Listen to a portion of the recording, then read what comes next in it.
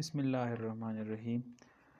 तो आज हम पढ़ेंगे सिकल सेल एनीमिया। अब सिकल सेल एनीमिया होता क्या है कि सिकल सेल एनीमिया में बेसिकली ये एक जेनेटिकल डिजीज़ है। इसमें एक single glutamic acid is replace by valine substitution at position 6 a beta globin polypeptide chain. ये जो बीटा चेन है इसकी 6 पोजीशन पर ग्लूटामिक एसिड होता है। अब ग्लूटामिक एसिड को रिप्लेस करता है वेलिन, और वेलिन जो है ये हाइड्रोफोबिक था, ये हाइड्रोफिलिक है। ये वेलिन हाइड्रोफोबिक है और ये जो था ये हाइड्रोफिलिक था। तो अब इसको रिप्लेस किया गया है। तो इसकी रिप्लेसमेंट की वजह से अब जब सेल की डीऑक्सीजनेशन होगी तो सेल की सेकलिंग होगी, सेकल शेप बनाएगा। उसको हम सिकल सेल एनीमिया कहते हैं। ये 6 पोजीशन का glutamic acid replace by valine आ जाता है इसकी जगह पर, वही सेम बीटा चेन है। अच्छा, अब इसके दो टाइप्स है, एक होमोजाइगोट है और एक हेट्रोजाइगोटिक। होमोजाइगोटिक वो है कि जिसमें बिल्कुल ही नॉर्मल चेन ना बनता हो, सारे जो चेन है वो एबनॉर्मल हो, और उसको हम HbS कहते हैं और SS कहते हैं। सिकल सेल एनीमिया कहते हैं इसको, सही है। और जिन पेशेंट में HbA भी बनता हो जो नॉर्मल हीमोग्लोबिन है, और साथ ही जो है HbS भी बनता हो जो सिकल सेल एनीमिया का जो हीमोग्लोबिन है वो भी बनता हो, उसको हम सिकल सेल ट्रायड कहते हैं, AS भी कहते हैं इसको, सही है। ये हो गए इसके दो टाइप्स। अब इसके अलावा है इसकी पैथोजेनेसिस की तरफ आते हैं। तो उसकी पैथोजेनेसिस जो है उसमें जब इन सेल्स की डीऑक्सीजनेशन होगी, जो HbS है इसकी जब डीऑक्सीजनेशन होगी तो ये पॉलीमर्स बनाएगा, उसको हम टेक्टाइड्स कहते हैं। ये टेक्टाइड्स बनाएगा, इसको हम टेक्टाइड्स कहते हैं। अब टेक्टाइड्स बनेंगे तो टेक्टाइड्स जो है वो सिकल सेल शेप बनाएगा, जो सिकल शेप से वो सेल्स बनाएंगे। उसके अब दो रास्ते हैं, या तो रिवर्सिबल होगा, जब उसकी दोबारा से ऑक्सीजनेशन होगी तो वो जो है नॉर्मल जो शेप है वो उसका बन जाएगा सेल का, और यह जो है इसकी इरिवर्सिबल स्टेट में चला जाता है, कम जो परमानेंट डैमेज हो जाता है मेम्ब्रेन का, और उसकी वजह से इरिवर्सिबल डैमेज हो जाता है, जब वो कभी रिवर्स नहीं होता।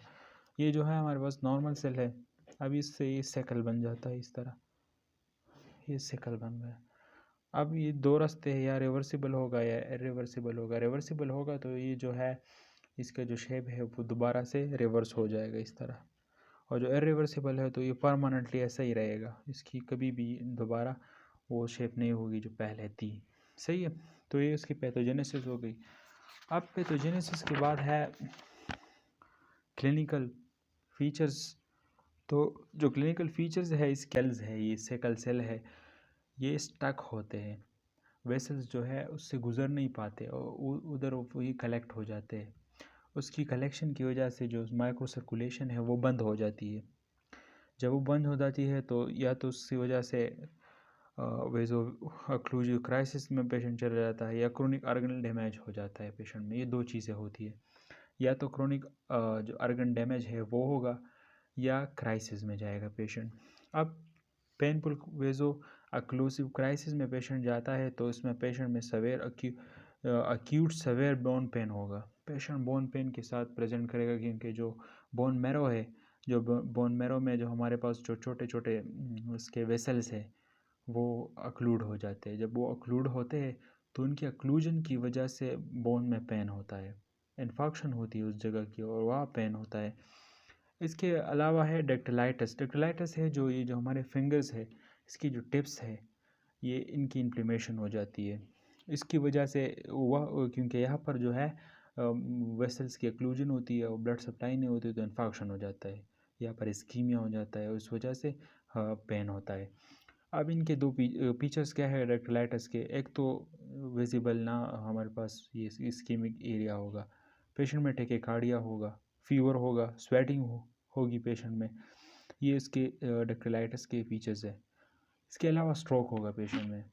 पेशेंट प्रेजेंट करेगा कि उसकी एक साइड में वीकनेस फील होगी उसको, स्ट्रोक में चला जाता है पेशेंट, क्योंकि जो ब्रेन के वेसल्स है वो भी छोटे छोटे वेसल्स है, वो अक्लूड हो जाते हैं इसकी वजह से।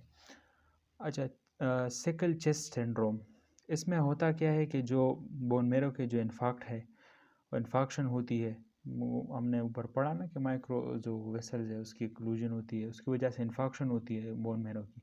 अभी इन्फाक्शन जो है इसकी वजह से पेट एम्बोलस, जो बोन मेरो का एम्बोलाई है वो आता है, लंग्स में स्टक कर जाता है। जब लंग में स्टक हो जाता है तो लंग की जो है उसकी स्कीमिया हो जाती है, डेथ हो जाती है टिश्यू की, पेशेंट को ब्रेथलेसनेस और ये चीज़ें होंगी इस वजह से, तो अब लंग्स जो है उसकी डेथ हो जाएगी।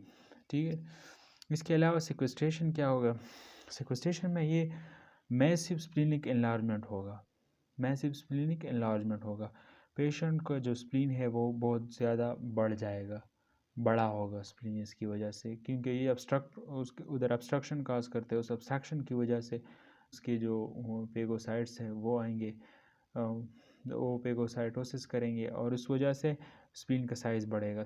अब स्प्लीन का साइज़ बढ़ेगा तो पेशेंट को सेवियर एनीमिया भी होगा, पेशेंट सर्कुलेटरी कोलैप्स में भी जा सकता है और पेशेंट की डेथ भी हो सकती है, क्योंकि ये जो स्प्लीन है इसकी इन्फॉक्शन होगी और ये रप्चर भी हो सकता है, मैसिव एनलार्जमेंट है, जब इसकी रप्चर होगी तो सर्कुलेटरी शॉक में पेशेंट जाता है और पेशेंट की जो है वो मौत हो जाती है, डेथ हो जाती है पेशेंट की।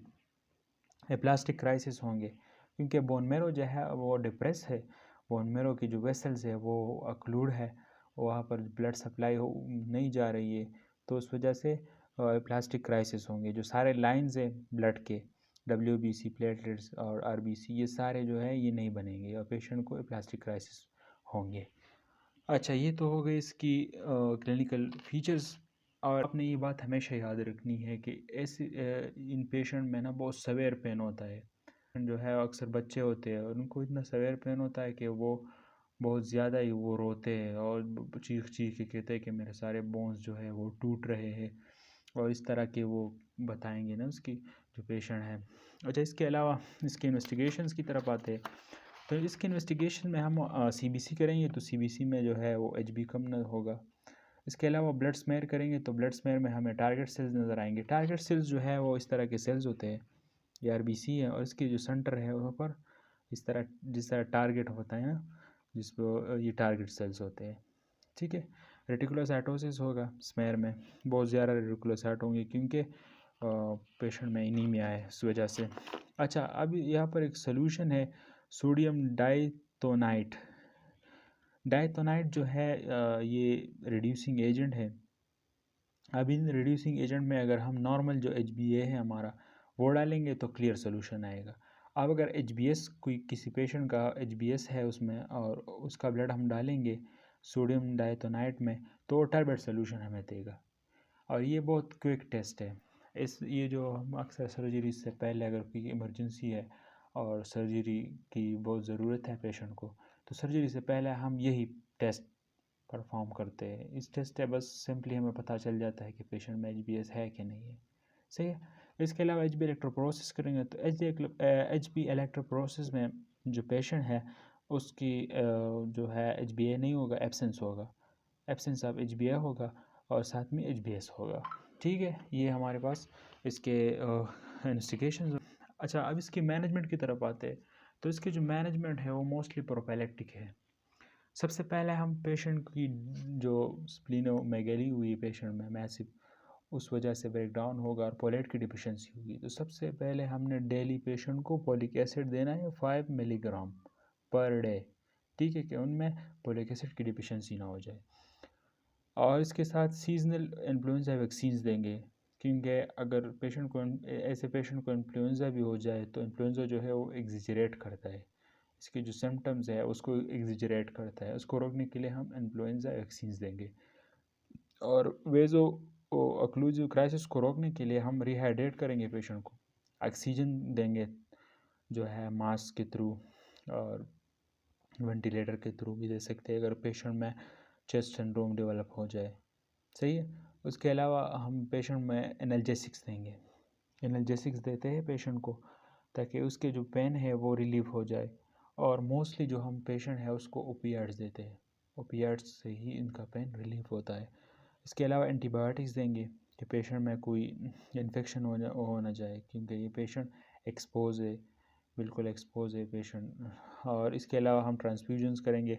ट्रांसफ्यूजन के लिए हम पेशेंट की जो है वो हम कोशिश करेंगे कि उसकी जो सेम जीनोटाइप का हमें कोई मिल जाए और उसका ब्लड हम ट्रांसफ्यूज़ कर सके। इससे ना पेशेंट की जो HbA है उसका लेवल बढ़ेगा और जो पेशेंट का HbS है वो डिप्रेस रहेगा। इसके अलावा हम एक्सचेंज ट्रांसफ्यूजन करेंगे। एक्सचेंज ट्रांसफ्यूजन के लिए हम पेशेंट में जो है वो उसका जो नॉर्मल ब्लड है वो निकालते हैं पेशेंट से और पेशेंट में नया ब्लड देते हैं पेशेंट को, उसकी पूरी जो ब्लड है उसको एक्सचेंज करते हैं, ठीक है। और हाइड्रोक्सी कार्बामाइड देते हैं। ये हाइड्रोक्सी कार्बामाइड जो है साइटोटॉक्सिक ड्रग है, ये इसका रिज़ल्ट बहुत अच्छा है पेशेंट में भी। ये बेसिकली हाइड्रोक्सी यूरिया है। ये करता क्या है कि ये जो पेशेंट का जो RBCs है इसको इसको बेगर रखता है और इसको राउंड रखता है, इसको सिकल होने से बचाता है। तो हम ये देते हैं पेशेंट में।